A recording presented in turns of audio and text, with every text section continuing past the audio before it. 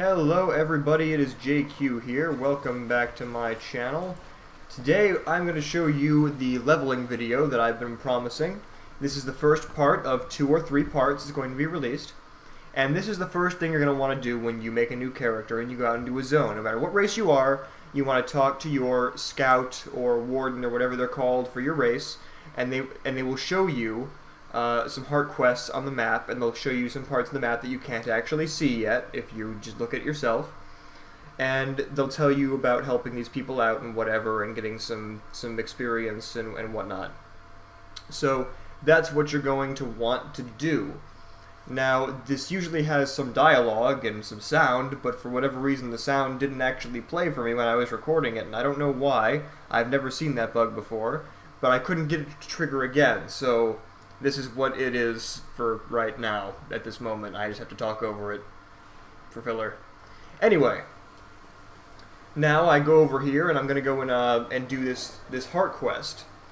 Now, leveling, this is a basic leveling video. This is just for beginners and people who have never leveled just strictly through PvE before. You're going to want to do some heart quests. They're easy. There's usually several objectives you can do to complete them, like in this one. I can kill grubs like that. I can pull the grubs out of the ground, which gives me progress, and then kill them, which gives me more progress. Or I can kick those trees, like the one next to that moa over there, and it'll knock spiky fruits down for the moas to eat, and that also gives me progress. So heart quests are really kind of interesting in that they are not like traditional MMO-style quests. You complete them in the area that they are on the map in, and all you have to do is go into that area and then do things. And there's usually a wide variety of things to do. So it's not just like kill 40 boars and bring me some hooves or something ridiculous like that. Anyway, we're going to cut forward to when I finish this heart quest, and I get that little pop-up in the lower right there that gives karma and money. And all heart quests do that when you finish them, so they're not bad. You're going to want the money, you're going to want to save it up. There's no repair costs now, so you don't have to worry about dying and having to spend it.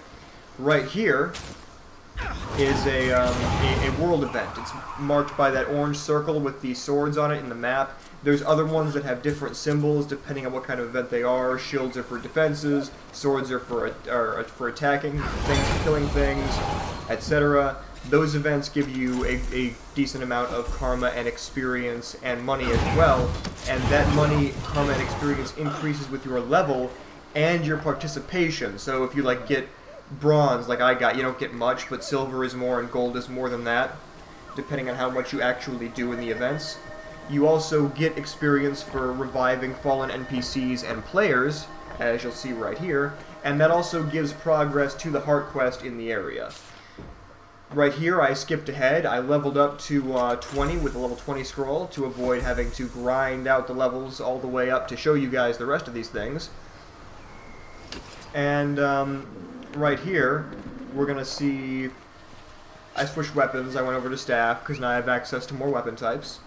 And I haven't touched my traits yet because you don't actually unlock traits until level 30.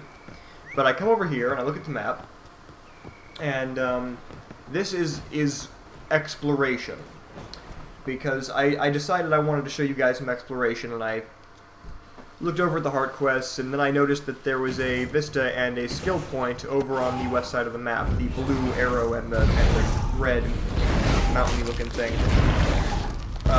So I came over here. I had to fight through a whole bunch of spiders, which I cut out for your convenience, and these spiders I had to kill. Now, when you're doing exploration, you want to do everything. So as soon as you can do something, go ahead and do it. Skilled points don't unlock right away anymore, and I'm not quite sure what level they do unlock at, so you're going to have to go back through and get those after you're leveled up high enough to actually activate them. The Vista, though, it gives you a nice view, it's pretty, it shows you some cool stuff, and then it gives you some experience points. Free experience points. No reason not to get them. It also bases the experience. It's a percentage of the level. It increases depending on what level you are when you activate it.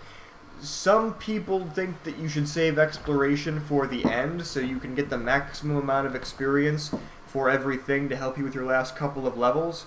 But honestly, everything scales experience in this game, so it is not worth it. Don't do that. Just explore as you go, because when you do map completion in a zone, it gives you things appropriate for the level of that zone.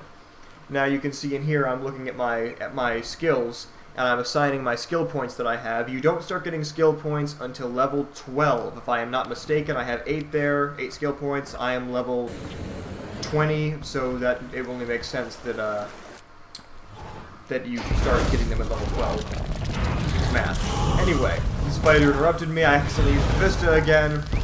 But make sure that when you start getting access to your skills, you start buying into them and assigning them. Find out which heal you like the best. Find out which utility skills you like the best for the way you play your class. And it's going to be determined by what weapons you like to use, what your personal style of play is, if you want to do conditions or power or whatever. Although I am going to say that power stats is the best for leveling, hands down, because the more things you can kill, the faster you can kill them, the quicker you level, and conditions just aren't that efficient at low level. They're just not. So, anyway, I picked up some skills, and I decided to go down there and get the skill point. The skill points on the map, the blue things, actually they give you a skill point when you use them. And there's different kinds. There's different kinds. I'm gonna play it on there and get it here in a second. I forgot how long I spent in this panel. Maybe I should have cut some of this out. But it's giving me a good amount of time to talk to you guys, so it's okay. There's different kinds of skill points that you can run into. There's ones where you have to kill an enemy to get the skill point, or commune with a place of power and channel a thing for a certain amount of time, or you have to get an item and then use the item out of your inventory. So there's several different ways to go about these, and just pay attention, because you don't want to accidentally, get an item one and then not use the item or whatever. And these are pretty valuable, because if you do map completion while you're leveling up, you can use these skill points to get more skills faster than you would just by leveling, since you only get a skill point per level. And you will never be able to unlock all of your skills just through leveling. You're going to need to get skill points, or get skill point scrolls from some other kind of thing in order to make that happen. Anyway, this is pretty much it for the first video, and I'm going to go over some more stuff in the second and third, including power leveling in dungeons and PvP. But thank you guys very much for watching, and I will see you in the next one.